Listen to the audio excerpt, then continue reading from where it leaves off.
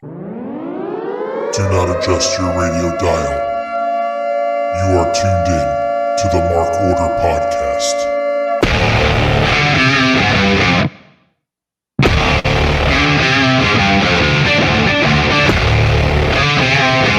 Join the Mark Order.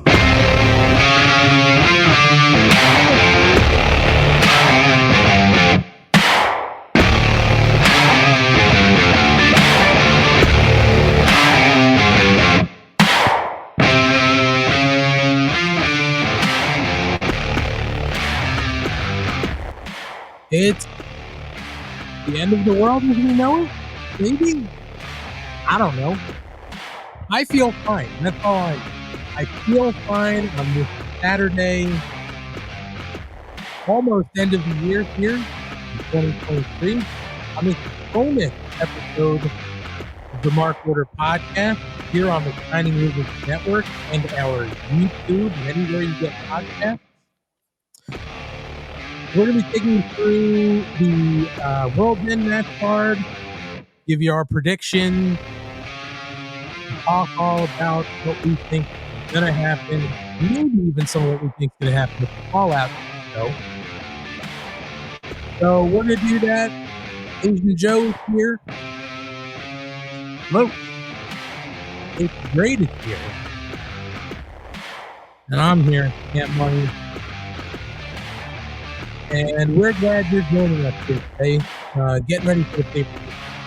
So gang, good to have you here on Saturday after a fun Wednesday night. Listen, we talked about a lot of things that were leading into this pay-per-view Wednesday, so we're not going to talk a lot of lead up. But we definitely have a lot to talk about now because we did talk about one match that got added Wednesday night, but they already made a change to it. And then they added another match that we didn't know was coming, but I think I'm sort of happy that that's happening. And we're going to run through the rest of it since we didn't give any predictions on Wednesday. So we're not going to waste any time and we're not going to have any commercials today. So why don't we start with the pre-show? Because we know we've got two matches booked for the pre-show. And first, I guess, let's talk about the 20-man Battle Royal. And this is to earn a TNT title shot. So, I mean, I guess what I want to talk to you guys about is another Battle Royal for a title shot. Like, are we sort of burnt on this? I don't know the last time they did this, but I always feel like it's such a letdown. I just don't like battle royals, to be honest. I'm much more of a tournament gal. I think doing a battle royal on the back of a tournament is overkill, but it's a really fun way to possibly debut some free agents that have had their non-competes expire from WWE. We saw that last batch of releases coming to life here. So doing that on a 0 hour as a way to get people to buy the pay-per-view was always good. A TNT title shot. Like, the thing right now is a battle royal for the TNT title shot when there's such a heavy story involved already. It just feels like overkill. And then you throw that on the back of a tournament. Just feels like a lot. But they might get some pops if, like, Dolph Ziggler shows up in it, or Mustafa Ali, or Sure. anybody else. So Mansoor and Mace or whoever. So yeah, so I'm more intrigued to see if there's any surprises in the battle royal than if like kind of who wins, because I feel like it's a little bit tipped, right? Like it's probably somebody that's involved in the storyline, unless Mother Wayne ends up costing that person in the battle royal. She should be an entrant. Mother Wayne should be an entrant in the battle royal. I mean, that would be out of this world. Like, that just would make ridiculous sense, but she automatically has to win. I mean, but I mean, that would be a nice, it would be nice to have her somehow involved, right? Like if Nick Wayne is part of that, maybe to protect Christian a little bit, right? So he tries to get the win. maybe Luchasaurus is involved, to try to sort of insulate Christian against any sort of trouble moving forward. But Christian's got to outlast his match, which we'll talk about as we get through the card. So yeah, I'm sort of with you there, Kate. Joe, what do you think about this battle royal sort of being tied to this heavy storyline? It's just a way to get people on the pay-per-view, right? So, I mean, at least people get on the show, but I could take it or leave it. I don't know. I mean, I don't think whoever wins the Battle Royal is going to win the TNT Championship anyway, right? So, yeah, I mean, well, and that's the interesting thing here too, is because, like, to Kate's point, it's a good spot to have a surprise entrant, but at the same time, you sort of want it to be somebody who's going to make sense in some fashion to a story with either one of these guys who can be the TNT champion at the end of the night. So, like, so that being said, I don't even know who we can put in this that's going to make sense to the story, or that we can insert into a story with somebody, unless maybe it is somebody like Dolph Ziggler, right? Because Dolph Ziggler can come in and maybe earn a shot, right? And it doesn't matter if it's Christian or Adam Copeland. He can just be like, we know each other. I know what you're made of. You know what I'm made of. Like, they can somehow build around their past, right? Because they're not shy about talking about the past on AEW.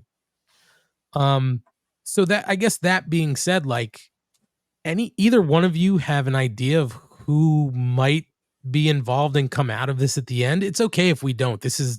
We don't even have a full list of entrants, so this is a complete shot in the dark.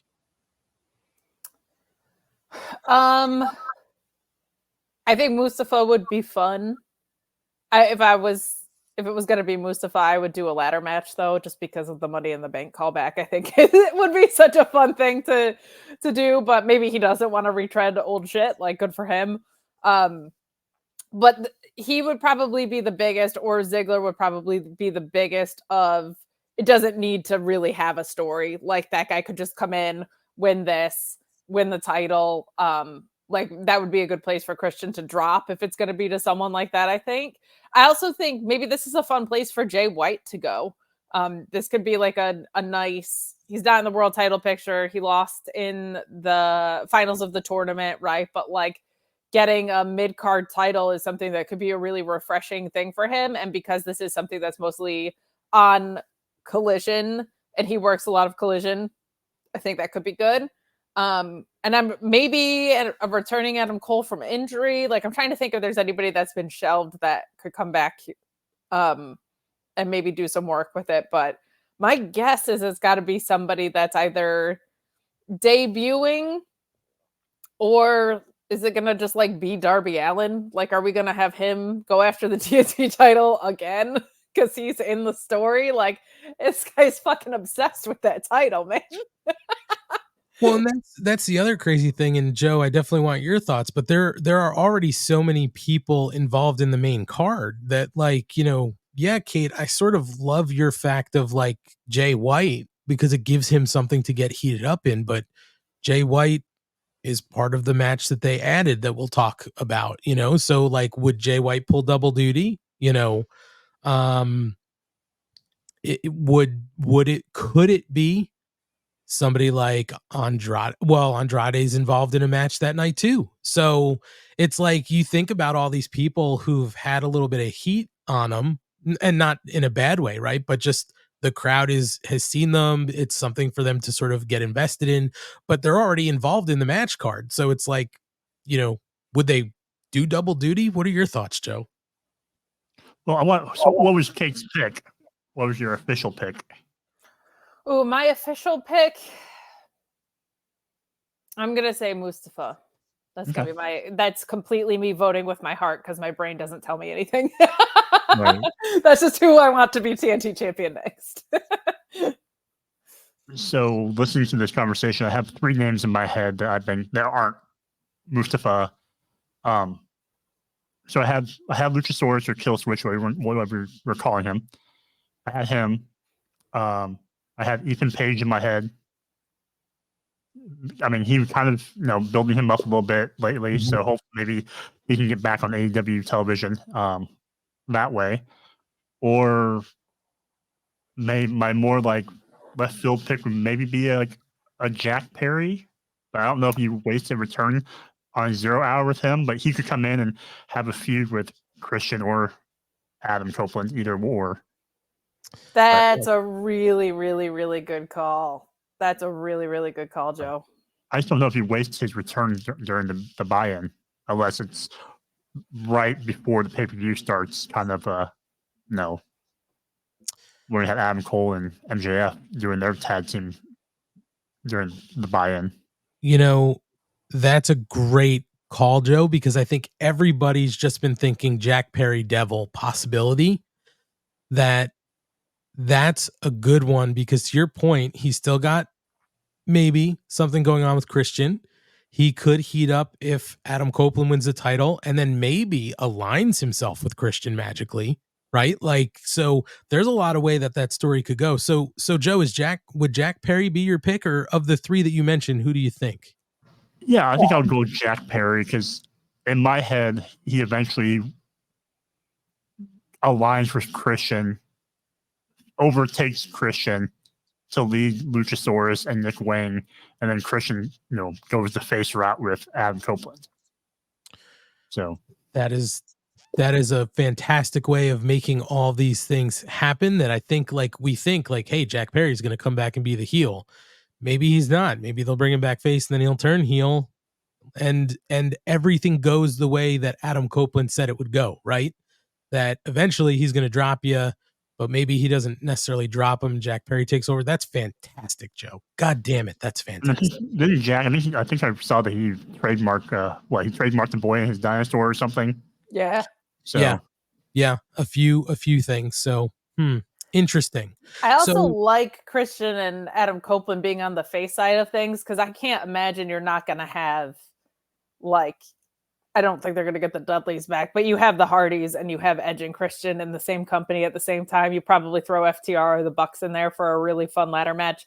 I'm guessing that's a Wembley thing, because that feels like a spectacle match. Probably the Bucks actually in that, just from a stylistic standpoint. So I like them being face going into something like that, because that should just be a very heavily cheered homage, I think, to their legacy. So cool. Jack Perry's the guy. I don't know why that wasn't kicking around in my head. That's brilliant. Good call. Gotta be. And if it's not, I'm gonna be shocked. I mean, unless it's Kate's picking with her heart, Mustafa Ali. Now I'm coming sort of out of left field with two picks, because Joe had a name that I liked, Ethan Page. There was build up. He had the match in Ring of Honor against Tony Nese that was well received. But one of the names that came out of that would be interesting to see in the match would be, to me, Scorpio Sky, because Scorpio Sky's sort of been back with nothing to do. So it could be a good place for him to at least come and show up or show out. So I will just say, because you mentioned Ethan Page too, it seems like Men of the Year reunited in ROH. So my inclination, just based on covering ROH, is that they're going to be sticking around ROH for a while. Just sure, as a contextual piece of this. Sure. But I mean, at least to show up in some possibility, not necessarily win. Because they, how many times do we see something AEW and they pull Dalton Castle over or somebody like that? You know what I mean? And then a complete out of nowhere name for me would also be Santana. Because he's just been there sitting, twiddling his thumbs after, the feud with Ortiz. Man, I mean, if I had to pick a name out of those three that I'd say would win, I'd say Santana, but nothing's going to beat Jack Perry, and I have a feeling now that that's got to be the way it goes. If not, I'll be shocked. But either way, we get the 20-man battle royal, and we'll see what story comes out of that as we get through the night. But the other pre-show match that we have is the FTW Championship, Hook defending against Wheeler Yuta in an FTW rules match. And I think FTW rules is sort of like no DQ, submission or pinfall. I don't know, to be honest. I didn't look it up. But what do you guys think is going to happen here? Because I don't see anything changing. Hook's in his hometown. Wheeler is a pure champion, so I'm not going to see Wheeler taking the FTW belt off of Hook in Long Island. Yeah, especially since Shibata is signed, like it feels like Shibata will win back that pure title. I can't imagine Hook losing, especially because, spoiler for further down the card, I do think MJF's gonna drop, and I think you're gonna want some of those hometown people going over in a pretty big way. So I'm gonna say Hook does not lose his FTW belt here. I'm with you. I think I don't know how much needs to be said. I think, send Hook. Send Hook. That's for sure. But now we move into the main card. And on the main card, one of the newest matches they have added was what they're calling an all-star 8-man tag match. And it's everybody sort of from the Continental Classic that didn't make it through, although Andrade's involved later in the card with something else, which is why he's not in this. But this is going to be Bryan Danielson, Claudio Castagnoli, Mark Briscoe, and Danny Garcia versus Brody King, Jay White, Jay Lethal, and Roosh. So a lot of heavy hitters in this match. Everybody had a great tournament. Points aside, I think everybody really showed up well in the tournament. There are some stories coming out of the tournament as well, so some of that can bleed over into this match. So I guess, Kate, I'm going to throw this question to you first, just because you're such a Danielson mark.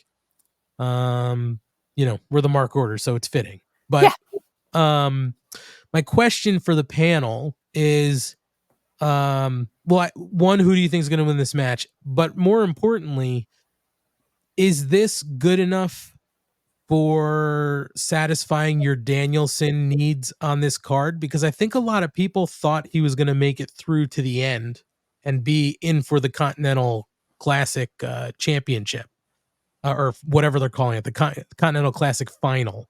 So is this good enough for you, Kate, to have Danielson involved in the card? For a few reasons. One, we've got to get him to Okada healthy for Wrestle Kingdom. So having him in a multi-man match is perfectly fine by me. Two, I'm an Eddie Kingston mark, so I'm fine with Eddie Kingston being in the finals.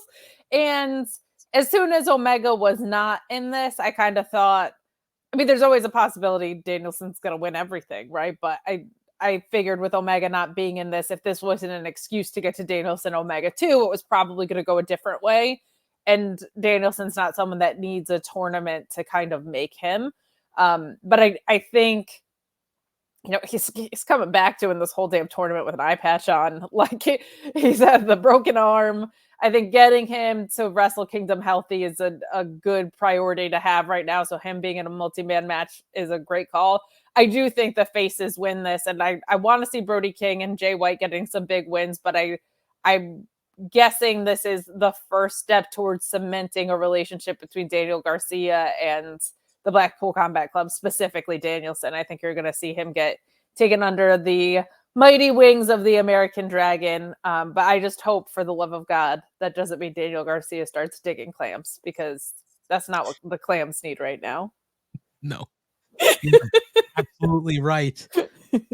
So Joe, does this satisfy your need for Danielson on the card, and who do you think is going to win? Yeah, it does. I'm building off what Kate mentioned. It helps protect people as far as injury wise. And then I think having the collection of talent within this 8-man tag helps make it feel a little bit more important than if you're just Danielson in a random 8-man tag versus, guys who are of quote unquote lesser talent. Having all these people spend, a month, whatever they had been going at it, in the Continental Classic, I think gives it some juice. And then, I have the faces winning, and I think Garcia either pins or submits Jay Lethal, so Lethal can continue his losing ways and continue that story for him.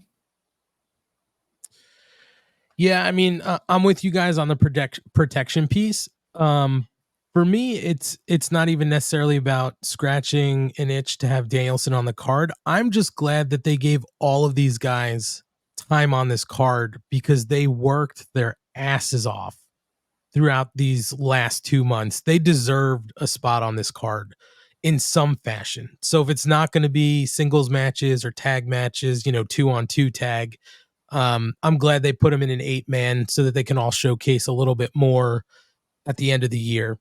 So this is fine for me. And again, Danielson to Wrestle Kingdom's the big story. So of course this helps. But yeah, I'm with you guys. No change for me. I think the faces win. Danny Garcia gets a little bit closer to becoming a professional wrestler. So we'll continue that story. Maybe we see something with Brody King. Like I said, Wednesday night, I felt like, or maybe not Wednesday, Saturday night, I felt like he sort of resisted a little bit, putting his boots to Danielson. So maybe we see a little bit of separation, something more out of Brody King. But either way, I think it's going to be a good showing from everybody. With the caliber of talent in this match, I don't see how it can go wrong. So fingers crossed. But then we're on to our next 8-man tag match that we're still scratching our heads about. But this is where they made a change. And it was weird because it's really for no reason besides that clearly AEW Creative is listening to the Mark Order podcast. Obviously. Because we talked about it Wednesday night. So anyway, the match is set for Sting, Darby Allin, Chris Jericho, and Sammy Guevara versus Ricky Starks, Big Bill Morrissey, Will Hobbs. Oh, I'm sorry. Who's Will Hobbs? I mean, Powerhouse. Hobbs. And now Takeshita. So originally when they showed the card on TV Wednesday, it was Kyle Fletcher in place for Takeshita, but they've changed it. Don't know why. So the question to the panel, Joe, I'll go to you first with this one, is obviously who do you think is going to win? But do you like the switch of Takeshita over Fletcher? Trying to think how to answer the last question first. Yeah, you think I think you need to keep building Takeshita up, even though Fletcher has the ROH belt. I'm sure Fletcher will find his way into the Battle Royal now, so he'll still be on. I'm going with the faces on this one because you have Jericho and Sammy coming back together again, and they'll probably build a tag program with Big Bill and Ricky after this. And you don't really want Sting to eat a lot of losses on the home stretch of his farewell tour. So the faces win. Okay, so Joe likes the story of Jericho and Sammy coming back together again. And since Ryan's not here, I'll throw the Muppet reference out, just like the Muppets together again. Kate, what do you think about this? And do you like Takeshita being switched in for Kyle Fletcher? I do. I think Kyle Fletcher has his ROH championship and Takeshita had, there was all this momentum coming out of him beating Kenny like 100 times and then they just did nothing with it. So to let him show out in this match, I think will be really good. I'm going to, for the sake of bucking the current and fun, say that the heels are going to win this one because I think Sammy is not on Jericho's side or on the House of Callus's side. I think Sammy costs Jericho and goes his own way after all of this, and I will not like it. I would say just bring him back in a different spot if that's going to be the case. But it satisfies a lot. And I think while you don't want Darby and Sting taking losses, if Jericho's the one to eat the pin, you also protect your tag team champions in this a little bit. And maybe Takeshita's the one that gets the pin. I think could be something that's really fun in this too. Okay. And also keeping in mind, like the switch might have happened for, I don't know why, but like It's the holidays too. Like maybe Kyle Fletcher had plans to go back to Australia or some shit. Like you never know too. So while we're like, what was the storyline cause? Who knows what the heck it could be? Yeah, I mean, for me, it's not even necessarily storyline. It's just very weird that they had the graphic and then like the next day changed it. Like, Yeah, and what happened in between there? And we said it should have been Takeshita. So exactly. I mean, Savants. they are listening. They've checked in with us before, so It's true. They gave us a little emoji. they did. They did, and we love when they are checking us out. So I'll say this: I do like seeing Takeshita in this match. To me, it just sort of made more sense than Kyle Fletcher, only because Sammy specifically called out Takeshita and Hobbs when he did his little promo and just sort of left Fletcher to the side. So to me, it makes more sense. And I'm also with Joe is like, I think they need to keep capitalizing on Takeshita. Like they've been awfully quiet with Takeshita since the Kenny stuff. So I feel like we need to bring him back into the fold. This seems to be a good way to do it. But I'm also with Kate on the heels winning. Maybe not even necessarily for the same reasons. I think there's a possibility here to somehow involve Sting and Darby with the Callis family, right? Because they came out and made the save. And Sting did put the bat to Hobbs. So, there is the possibility that coming out of this, the heels win and Sting and Darby are sort of going at them. But also, Kate, I'm also with you on the fact that I think this sort of sets Sammy on a path to realize that, Jericho is not the guy for him anymore. Like he keeps coming back to Jericho and it doesn't help him, or they're not able to win together. So he maybe now separates himself completely. I just want to see Sammy stand on his own, but I understand why they sort of put them together for this. Cause that was what sort of we were gearing up for, was Jericho and Omega for the titles. Clearly can't do it with Omega hurt. So this is, I guess, the next best thing. Still very confusing. Still don't know why they wouldn't just let Sammy do his own thing. But this is where we are, and we'll see how that match goes. So Sting's probably going to do something fucking crazy. So that's something to look forward to. Next Wouldn't match. it be amazing if he didn't? He just came in and did like a bunch of chain wrestling. Oh my god! If it was after wrestle, he basically wrestled so like good. Bruno Sammartino in this match. Or He like doesn't- we're like a European clutch. What the fuck? Like it's just Yeah, yeah. Just chin locks and fucking sleeper hold, heel maybe hooks. air hook. That would rule. I would pop for it, honestly. My god. All right. Next match that we have on the card. They're not really calling this anything special, but it's sort of like a grudge match. It's Miro versus Andrade. Miro is fighting, for his wife. And he doesn't like the fact that she has clients, and Andrade is the client. So he's been calling him out for weeks. Andrade is not in the tournament final, so this gives an open door to have a match. So that's where we are. This match can sort of go either way. Kate, what do you think's going to happen with this one? I don't know. There's my prediction. But you don't know. You know what? That's the interesting thing, is because I don't have a clear defined path of what happens with this either. Like there are so many ways that this can sort of go. Go to Joe first. Oh, wow. I'm Kate, deferring. The spot queen deferring. Oh man, pressure. Now, Joe. I had a hard time thinking about this too, and my selection is based solely on the story that I think would be interesting. So I'm going to pick Andrade because I feel like Miro losing is more interesting to me going forward than him coming back and being Andrade. Okay. Here's where I get caught up with this is we've seen LFI around and Andrade doesn't seem to be a part of it. But how long is that going to stay true, or do they have a role in this? I think is really interesting. Both guys, like Miro's super well protected. Andrade had a great tournament. I agree with Joe that the more interesting story is Miro losing here.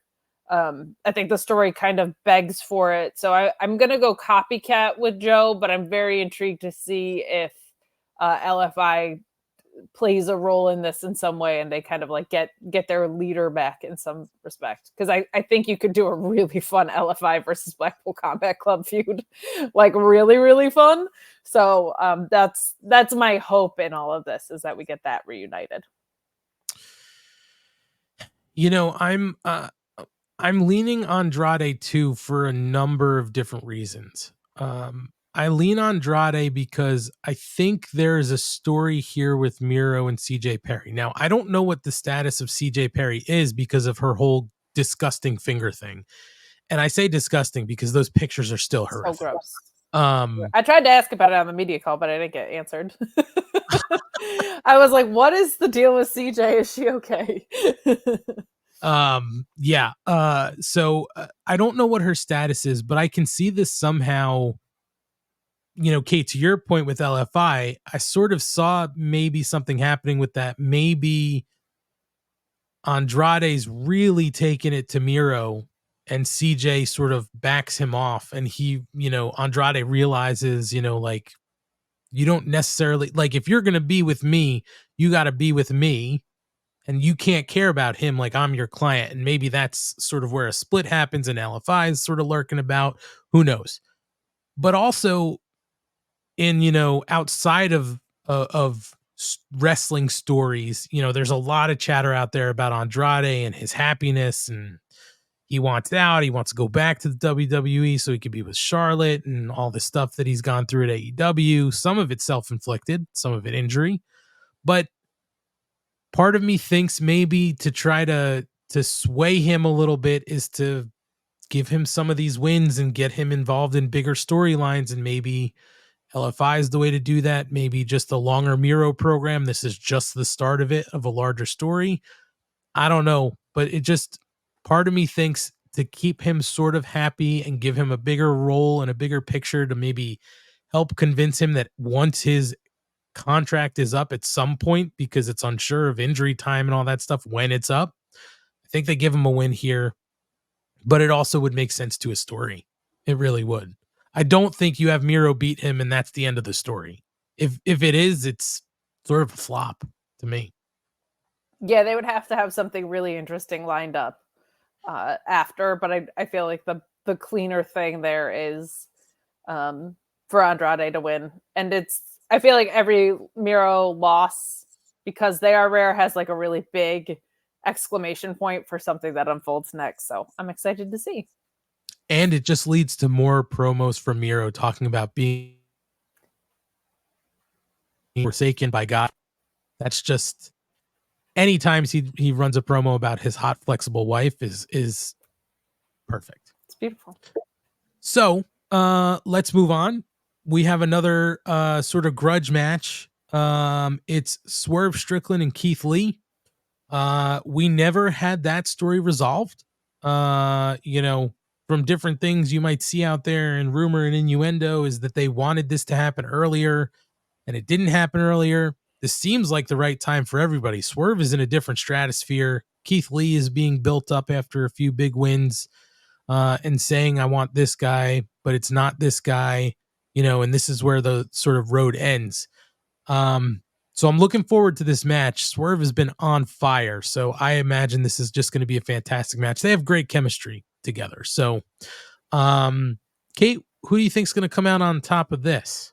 This is one of the more predictable ones. I think you've got Swerve getting the W here, keep the Swerve train going, especially since he didn't win in the tournament finals. I think you want him to immediately jump on top of another big win. And I just think, as we're gearing up for what certainly feels like at some point sooner than later, a Swerve World Championship win, you want to put a nice little bow on this feud and move along clean. But I think it'll be a blast. Definitely one of the more predictable ones on this card, because there's a lot of stuff I feel like can go either way, which is nice. Joe, how do you feel? And I guess just a follow-up to, and Kate, it can come back to you for an answer too. Like, if that's the way you think this is going to go, Swerve, Joe, where does that put Keith Lee?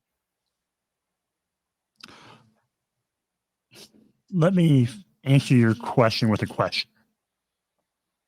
Love it. Whose house? Oh, Soraya's. well, I mean, she says this is my house, but we all know it's Swerve's name on the deed. We know that. It's true. Right.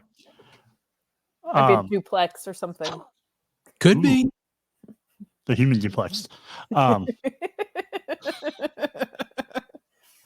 Swerve. Yeah, I have Swerve winning.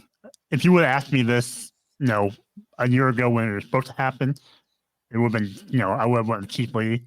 But because, Swerve is where Swerve is at now, you can't stall that momentum with him. And I don't know, I don't know what you do with Keith Lee. I feel like you need to maybe mix him in with, whether it's the TNT title picture or something else. I have thoughts. Of course. Well, we're going to go back to you after Joe. That's why I said, Yeah. Joe, you first, and then we'll circle back for Kate's thought. I really like my idea. Hot tag. Hot tag to Kate. Hot tag. Go ahead, Kate. Remember a couple weeks ago when he was like calling someone out and we've just assumed it's Swerve and he never got to finish that sentence? I think maybe he's not done with Shane Taylor. And I think when I was going through all the free agents, a Keith Lee, because I think he's great and I think he's looked good, but he doesn't look like the Keith Lee that we've known and loved all this time. And I think maybe a tag team of him being in Shane Taylor Promotions or him looking at the free agent market, him and Shelton Benjamin could be a real fucking fun. So I would say what's next for Keith Lee, I think something in a multi-man picture would just maybe suit him better for the stage of the career he's in right now, and him working with Shelton Benjamin could be so fun. If not that, him getting absorbed into Shane Taylor Promotions, because I think there is a missing piece there. Because right now I think it's just Shane Taylor and Lee Moriarty, and they've been scouting. But a Pretty Boys reunion would be so fun too. But I just feel like him and what he's able to do in a tag picture might be the way to go right now. Yeah, I mean, I don't hate that. It's so I also think it's going to be Swerve. I think Swerve is going to obviously move on to bigger things. I also don't think Swerve's done with Hangman yet. So there's still a third match to go there. So I think you have Swerve win, maybe move on to Hangman, eventually down the road the world title that we all think. But yeah, I mean, it's just the Keith Lee picture is unclear, which sort of just makes me worry, because Keith Lee is a special kind of talent, because he is a large, meaty man who can do stuff that other large, meaty men cannot do. But to Kate's point, we haven't seen the Keith Lee that we thought we were going to see in a while. So yeah, I don't hate the idea, Kate. My mind immediately went to Shane Taylor somehow working that out where we get them back together. But man, I wasn't even thinking Shelton Benjamin. That would be fantastic. So it'll be interesting to see what happens, but I think we're all on the same page. This is going to be Swerve's house yet again, and that's fine for us. So we move on to our women's TBS championship match. Julia Hart will be defending against Abaddon. And Abaddon, had made her return, has looked good since coming back to TV. And I'm just excited to see Abaddon in a bigger picture. Do I personally think she's going to win? I'll give you my prediction first.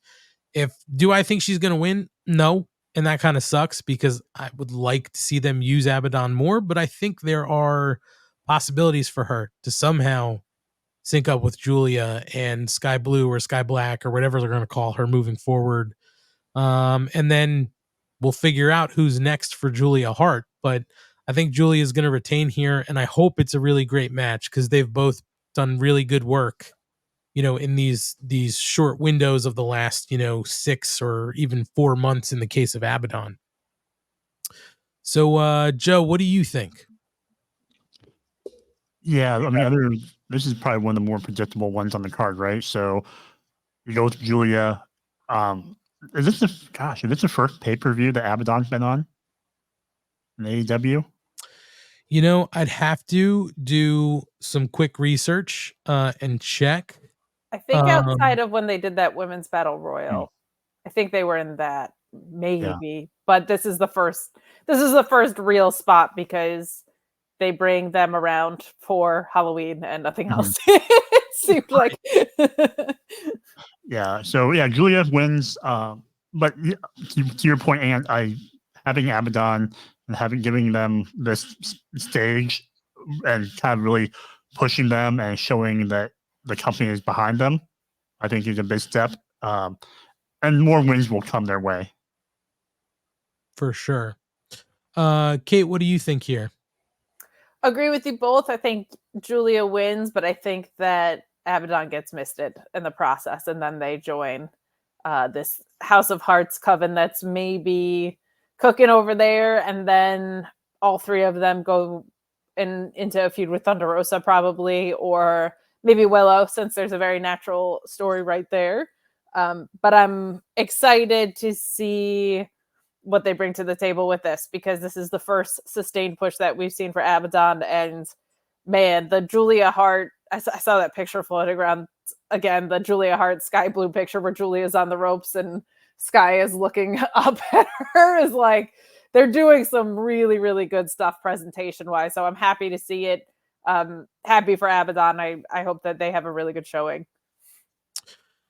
Yeah, and just some quick internet wrestling database lookups that I did shows that Abaddon was on the AEW All Out 2021 pay-per-view as part of the Casino Battle Royal.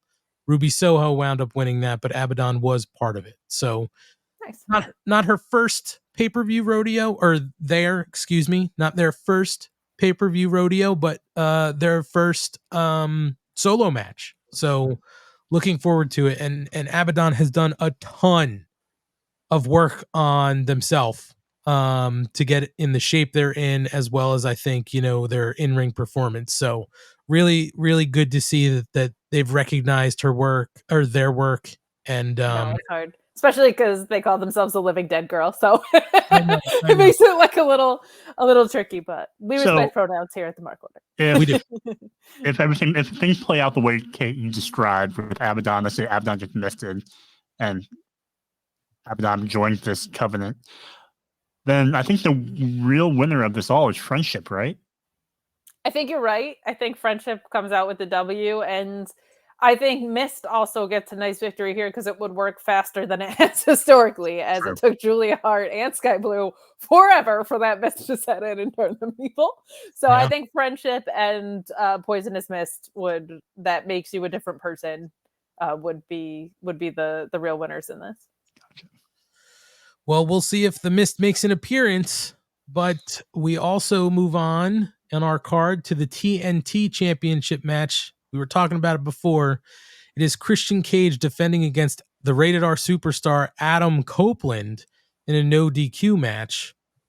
So we don't need to talk about backstory. We all know it. And there's definitely a lot involved in the 20-man battle royal. So where do we think this match is ending up? Kate, what do you think? Is it Zaddy, or is it just a Rated R superstar? This is a tough one too. Just gut feeling is Christian retains. I really think Adam Copeland's first titles in AEW will be tag titles with Christian, either heel or face side. But the idea of Jack Perry, God, that's such a good call. Feels like Christian should retain to make that more interesting, assuming that Jack Perry is the one to come back there. Or if it is somebody debuting, I think you want the guy that's been holding it longer to still hold that title, because you don't want to go to Adam Copeland and then he hot potatoes it right to somebody else in all likelihood. So I'm going to go with Christian retaining here. Probably some incredible interference. I'm just guessing from Shayna from Mother Wayne. That has been one of my favorite developments over the past couple of weeks. You've had like the super serious C2, and then you've had Mother Wayne. Like, you would boo a mother. So great. Huge fan of this. Just feels like Christian should retain, but I wouldn't be stunned to see Adam Copeland win. Okay. Joe, what are your thoughts? This was another hard one to pick as well. So, but going back and forth, I went with Christian only for the fact that it is a no disqualification match. And with enough interference, I don't see how Adam Copeland overcomes it. I don't know what you do with Adam Copeland after this. I mean, it's tough because, well, one thing I think is, there are so many hurdles to overcome for Adam Copeland in the match, right? You've got, the family, the patriarchy, who's there and can get involved. It's no disqualification. I think even beyond that, we're bound to see some crazy shit in this match, just because of these guys' history, and I'm sure that they want to show at their age, because they are not spring chickens. I think they want to show what they can do, and I think Edge is Adam Copeland. Excuse me, Adam. I think Adam's feeling himself. And feels really good about being back in the ring and what he can do. So I think we're going to see some crazy shit. The other thing is, I think I saw some people out there saying, well, maybe Beth Phoenix is not showing up. She's, I believe, still under contract with the WWE. So that's not going to happen. So I also feel that Christian is going to win, but to Joe's point, I don't know where we go with Adam Copeland after this, only because this is what, this is that sort of hurdle he's wanted to overcome. He didn't want to fight Christian. Now he's fighting Christian, and now he wants to beat Christian. Maybe he doesn't beat him. So where do we go from here? And if it's Jack Perry, the whole story's there. I think, Joe, you've laid that out perfectly, and that would be the best way to go. But I think Christian retains, and then we'll have to see what happens with Adam Copeland. And if you can't beat them, you join them. I think what comes out of this story is that they end up on the same side, whether it's heel or face. Like, it really feels like them reuniting is the way to go. I have a bigger question for the two of you. Sure. It's adjacent to this match and this outcome. Because it's been so kind of over the top with Mother Wang and everything else and the patriarch, are we going to get a wrestling wedding between Zaddy and Mother Wang? God, I hope so. I hope so. We haven't had a wrestling wedding in AEW yet, have we? Not an in-ring one. I mean, technically Penelope and Kip did, but that was just their actual wedding because it was in COVID. You know what? You're right. I forgot about that. That's true. Yeah, I mean, the story's there, right? He calls Nick his son, and he's his favorite, right? Didn't he say, like, you're my favorite, you're the prodigal son, or something like that? Yeah.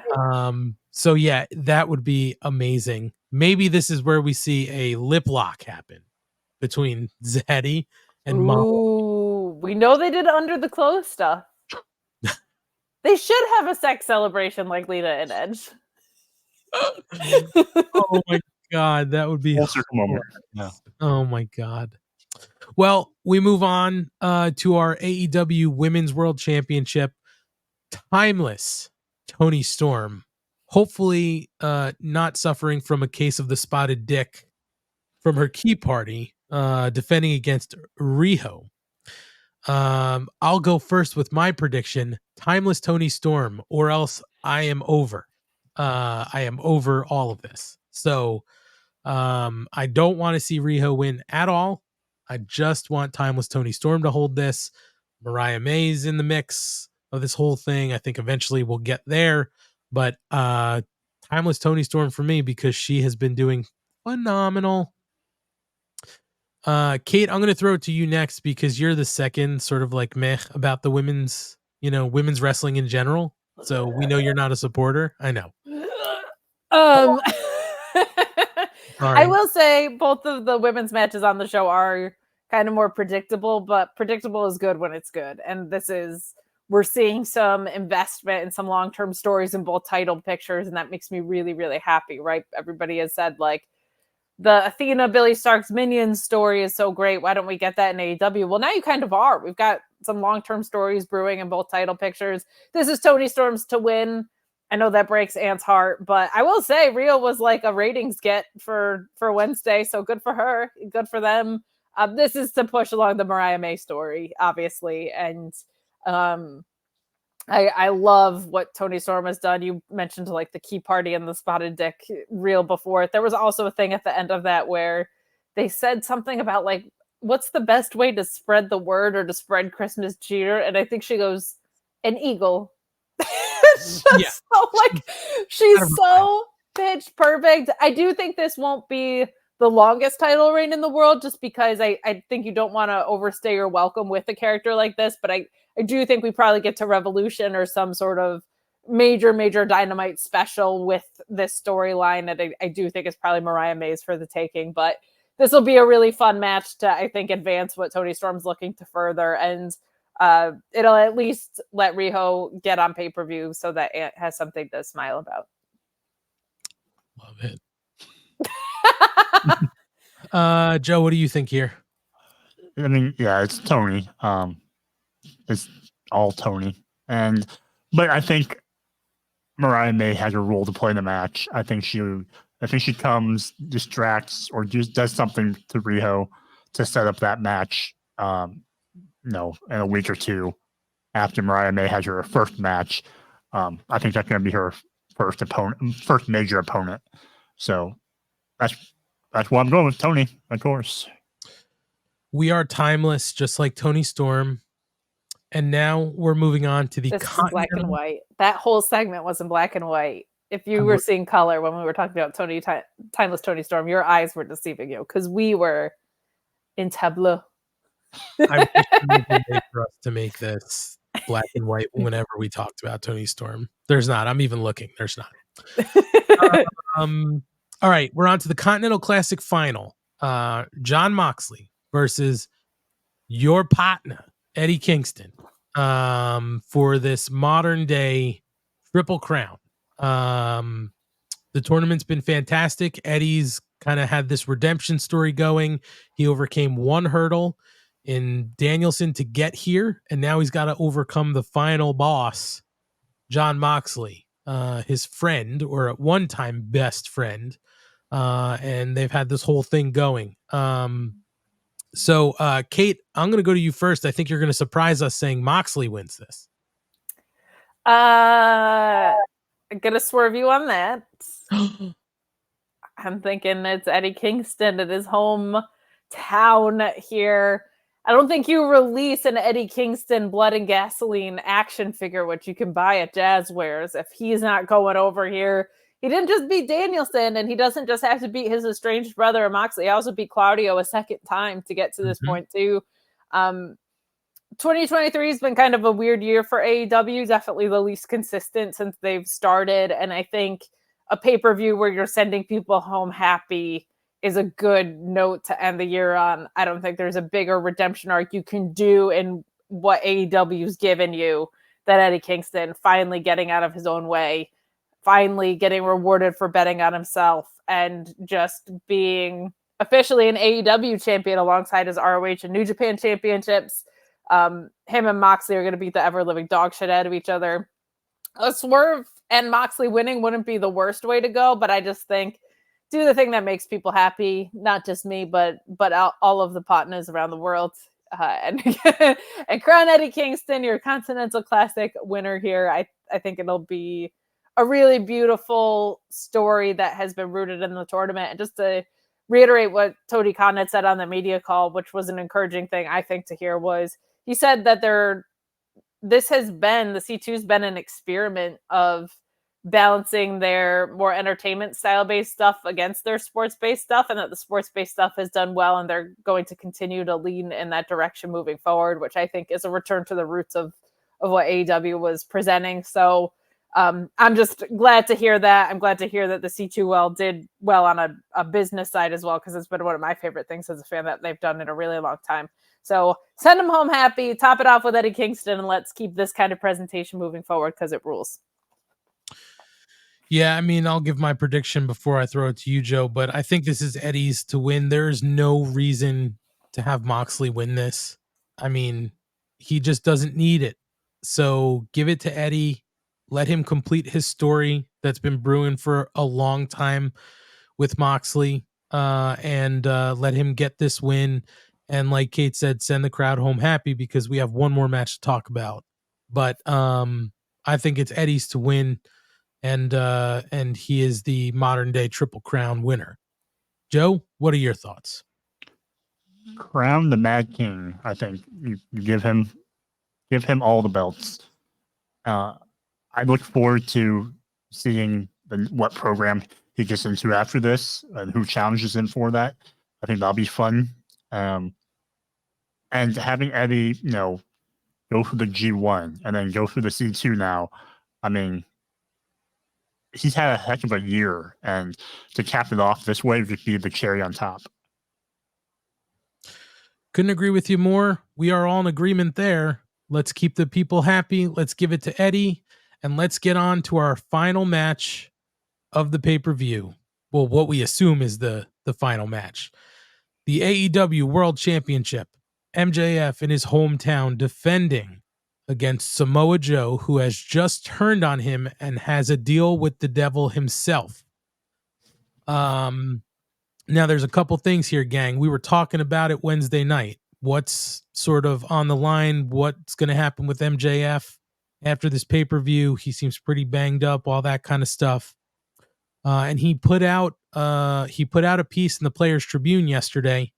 That was a pretty good read, talking about his future. Now, the kayfabe story is he's not signed. I don't think any of us believe that. I don't think anybody in the world believes that. But that's not really what it was about. It was about his time in AEW and what he believes the company's about.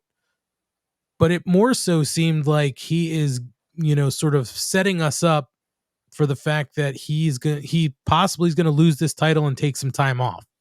I think that's what we were sort of thinking when we talked about it Wednesday night. And even in our reel or our short that's out there on YouTube and Instagram and all those places. So what do we think's going to happen here? And Joe, I'm going to give it to you first since we gave you the last match last. What do you think's going to happen with MJF and Samoa Joe? And I'm not forgetting about the devil. I want to get into a devil prediction after this. So hold that, but what do you think's going to happen in the match? I can't go against someone who shares the same name as I do, right? So the Joes stick together. Samoan? Whether you're Samoan or Asian, Polynesian, Trader Joe's, whatever. Trader Joe's winning the world title. That's it. Mark it down. I think Samoa wins for, I think, the reasons you pointed out and the reasons we pointed out on our last episode of the Mark Order podcast, which people can watch on YouTube and Spotify and everything else, where we kind of lay that out of why, due to injuries, due to the kayfabe contract, all that stuff. So Samoa Joe wins, and then we can talk about how he wins or the devil stuff after this. Okay. So Asian Joe sticking with his brother Samoa Joe. And then they're going to go to Trader Joe's and celebrate. Kate, what do you think here? Well, I was thinking about this as I was drinking a cup of Joe earlier today, and just Joseph of the Samoas, as ESJ calls him. Yeah, I think there's a couple of things that I really love about this, and not to jump the gun on the devil pick, but I do think it's Adam Cole and Roddy and the Kingdom are involved in this as well, especially seeing the ROH tag titles flip on Wednesday. I think MJF lost the tag titles. I think he loses the world title, and he loses his only friend in the matter of a week. And that's a really compelling and painful and relatable character arc for someone, and also something that's really good to like fester on if he is going to be out for a little bit, if he is going to have an absence and some well-deserved time off here, because he's worked his ass off during this title reign. People have been kind of mixed on some of it or whatever, but the matches have delivered. He's worked really, really hard. He really, if you read the Players Tribune article, it's so funny. Some people are like, feels like a goodbye letter, but other people are like, it definitely means he's staying. It's very funny seeing those reactions. I think for sure he's staying, but my takeaway from it was, regardless, like, that guy really cares about AEW and really cares about pro wrestling. And I think that felt like, hey, I'm going to be a heel again real soon, and this is my last opportunity to actually say things that paint me in a positive light because I'm so committed to kayfabe. So I do think Joe wins. I think it's a really great thing, A, to put in your record books, and B, for a transitional reign, like if it is going to go to Ospreay or Swerve or whoever, like them beating Samoa Joe still feels like a mountain. And I think he'll have some really nasty one-off defenses. And then his probably first real long-term story might be where he drops at either Revolution or All In or whatever. So very intrigued to see what comes out of that. But I think this is a really, really cool way to end the MJF reign, and a great note to send him off on if he's going to have a bit of an extended absence here. Yeah, I mean, it's that Players Tribune article for me was just a great read. He keeps some of it in kayfabe. I mean, how can you not? He's MJF, but you could tell a lot of it was truly from the heart and how he feels about his place and where he is and the company. I didn't see it as a goodbye at all. I saw it more of a beat the drum. I'm here, but I'm going to be taking time away, and he needs it because we know his shoulder's in bad shape. And reading that article, he says as much. So that's not a surprise. He's got the new record, right? He surpassed Kenny. So he's gotten that done this year. He's, had a lot of stories this year. So I just think that this is the way you wrap 2023, and in a true sort of wrestling fashion, because he is a traditional sort of wrestling story guy, not traditional story, but he knows his history, right? And you sort of never go out on top in your hometown. You're carried out on your shield. I think he loses this title in some fashion to Samoa Joe, whether there's interference, whether it's a straight up loss, and he, puts up the biggest fight he can and he just can't overcome it. And maybe he never taps. Maybe he just gets put in the coquina clutch and they call it. But They could just fall MJF, asleep. right. He won't give up. He said in that Players Tribune, I'm going to fight and you're going to have to kill me. So maybe that's how you kill him. You don't let him wake up. But I think Samoa Joe takes it. Now, as far as our next topic, and this is sort of our last discussion here on this prediction and preview show, is, we've been talking about the devil. We've seen names come off the board of some of the people who were, being talked about as the devil. Pictures become a little more clear, or so we think, as to who the devil's going to be. But you never know. So this is our time now where I'd like to get maybe a devil prediction from our group here, and see if, people have any differing thoughts. Kate, you already said it. You think it's Adam Cole. I do. Now, the only other possibility that's really floating around in my head is like Ryan was not here Wednesday and Ryan is not here today. So might he be the devil? I think he's in a little bit better shape than who has been under the mask. That's for sure. So I'm not sold on that entirely, but I do think the thing that makes the most sense is the obvious thing. And people are going to be like, it's underwhelming. I thought it was going to be a WWE, but I think it's a really good idea to have it be Adam Cole and the Kingdom. If Roddy can be a part of it, or I'm sorry, if Kyle O'Reilly could be a part of it, that would make my heart sing. feels like, based on what we've seen of his posts, he might be further away than that. But I think that's a really great culmination to the longest piece of the story with MJF. And what's cool is you might get 2 heels out of that, like Adam Cole betraying MJF's friendship. MJF is going away for a while, and when he comes back, he might come back an even worse version than himself because the one guy he trusted is betrayed him. So for a friendship breakup angle to give you 2 heels like that, I just think is a really, really cool use of creative. So I'm going with it's Adam Cole and the Kingdom doing all this, and I hope Adam Cole is clear to compete because I just want to see him back in the ring again. Yeah, I mean, I don't know how close he is. I mean, there's people out there, sources saying that he's not close. He's got a lot of time left, before he's back, but he can still appear. If it is Adam Cole, he can appear as the devil pulling the strings. So it's not out of the realm of possibility. Joe, what do you think about the devil? And it's okay if you think it's also Adam Cole. I hope so, because that's what I think it is. I know sometimes we try to pick different people.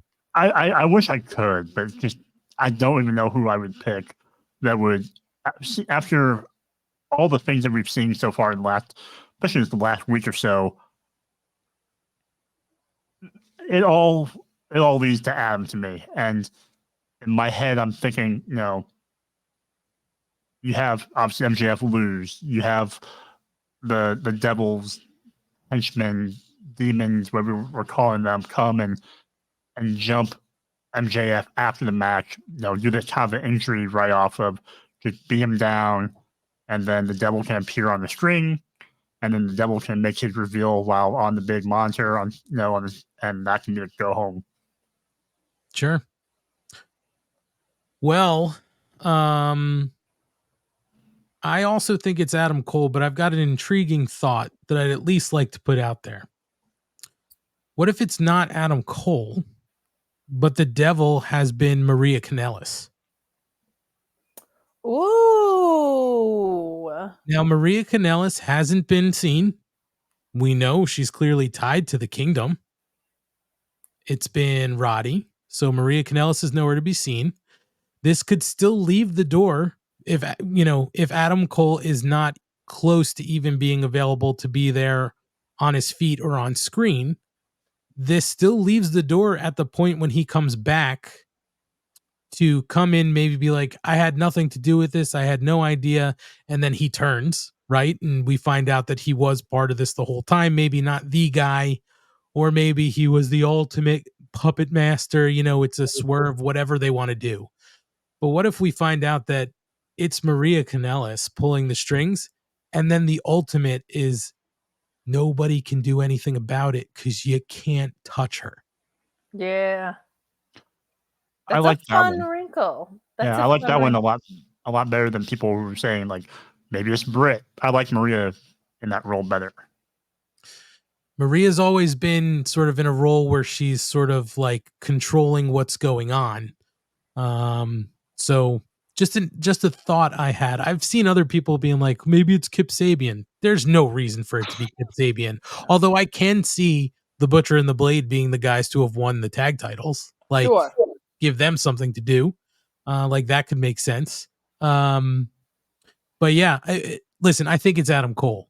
But if we find out it's somebody like a Maria Kanellis, I actually don't hate it, because you still have that door for Adam.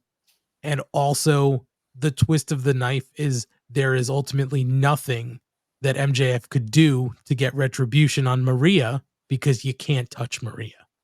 Yeah. So for clarification, you don't think it's Ryan? Ryan's the devil, but he's not the devil. Okay. Yeah, he's like one of the, yeah. I thought maybe we were just waiting for the devil to like speak and make sure, like, when he says home or hoagie or phone, he doesn't have an accent. No. Okay.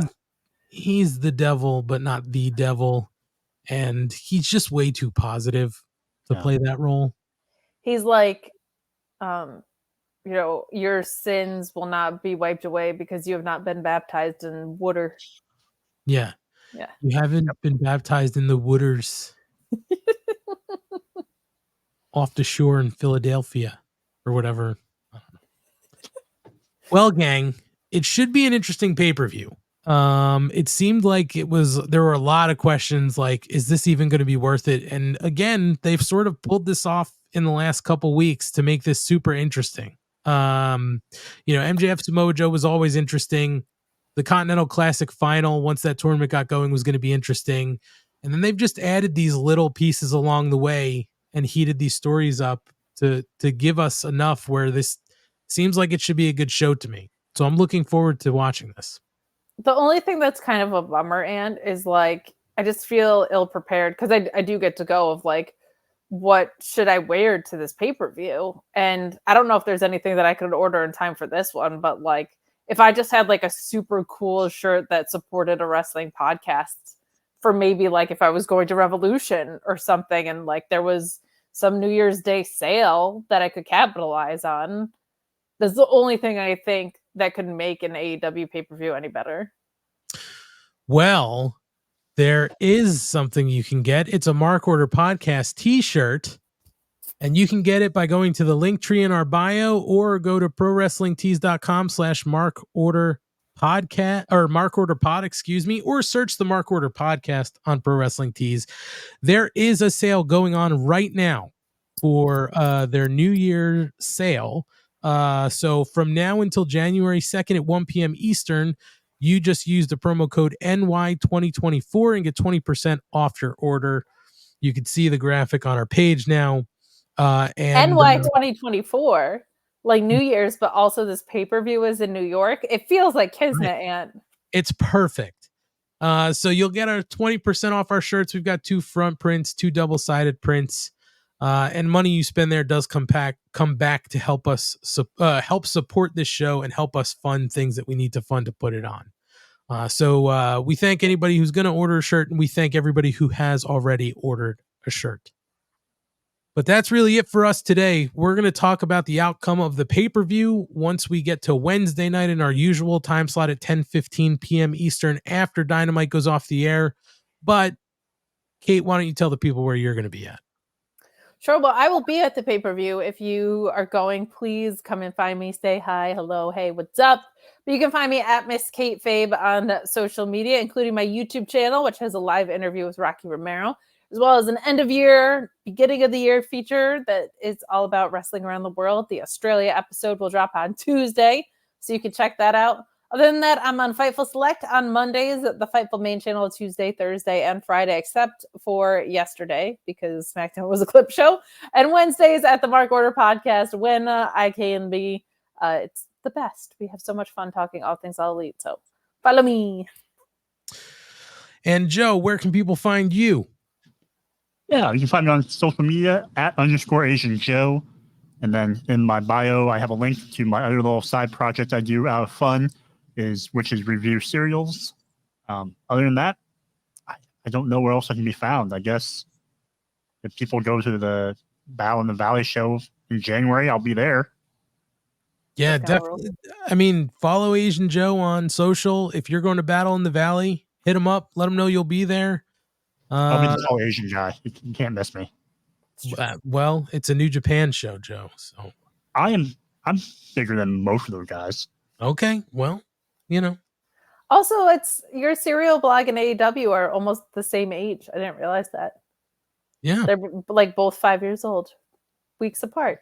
Yeah, kindergarten, almost kindergarten. Yeah, just about. And as for me, you can find me on my socials at AntMoney on X and at AntMoney247 on Instagram. I don't have anything else going on. So you can just follow us at Mark Order Pod on all of our socials, X, Instagram, TikTok, and Facebook. We've been throwing up reels and shorts and all that kind of stuff. Yeah, you did also, because much like Tony Storm, you are timeless. You did a pretty timeless show this week on ROH Revelry that I think we can still keep plugging because it's not like it was time sensitive. No, it's not. You're right. I was getting there. But yes, I don't have a lot going on. I was like, yes, you do. Well, no, I don't write a blog regularly, and I don't appear on 80,000 podcasts. But revising history, you're not into that. No.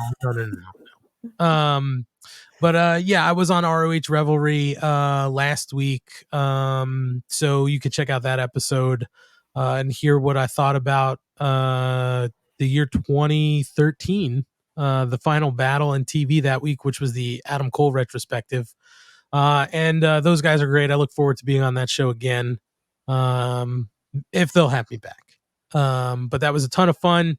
And I'm here every Wednesday on the Mark Order podcast at 10:15 p.m. Follow us on our socials. Head over to the YouTube and subscribe to us if you haven't subscribed on our YouTube.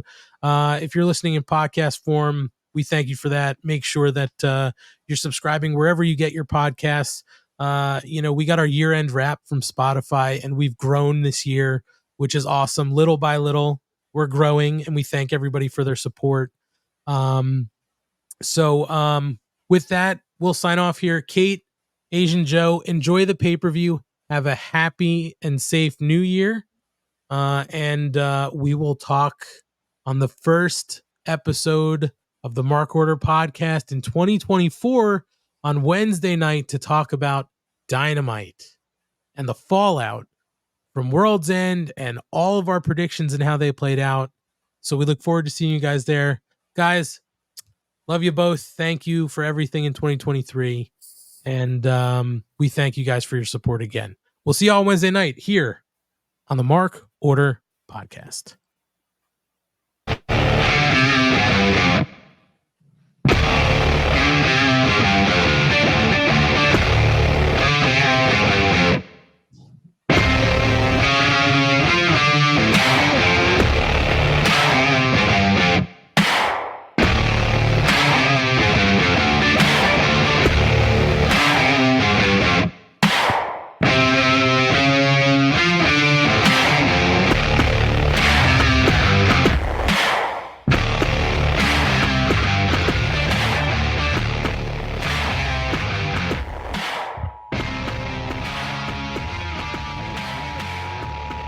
This concludes the Mark Order podcast.